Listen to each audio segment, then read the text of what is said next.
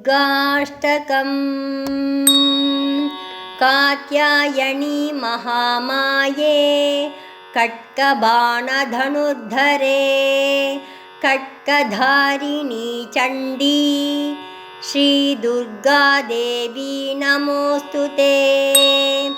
वसुदेवसुते काली वासुदेवसहोदरी वसुन्धरश्रिये नन्दे दुर्गादेवी नमोऽस्तुते। योगनिद्रे महानिद्रे योगमाये महेश्वरी योगसिद्धिकरी शुद्धे दुर्गादेवी नमोऽस्तुते।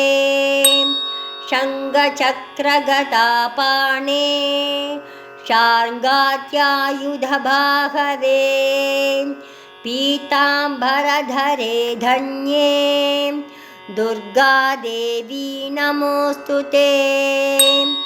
ऋक्यजुस्साम अदर्वाण चतुष्सामन्तलोकिनी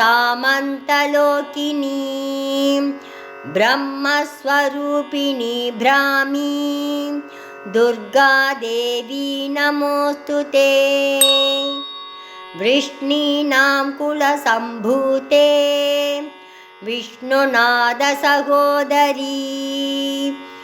वृष्णिरूपधरे धन्ये दुर्गादेवी नमोऽस्तुते।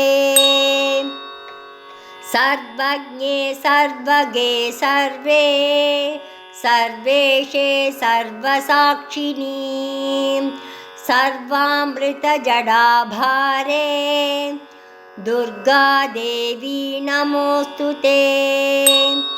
अष्टबाहु महासत्त्वे अष्टमी नवमी प्रिये अट्टहासप्रिये भद्रे दुर्गादेवी नमोऽस्तुते। दुर्गाष्टकमिदं पुण्यं भक्तितो यः पठेन्नरः सर्वकाममवाप्नोति दुर्गालोकं स गच्छति। इति श्रीदुर्गाष्टकं सम्पूर्णम्। ॐ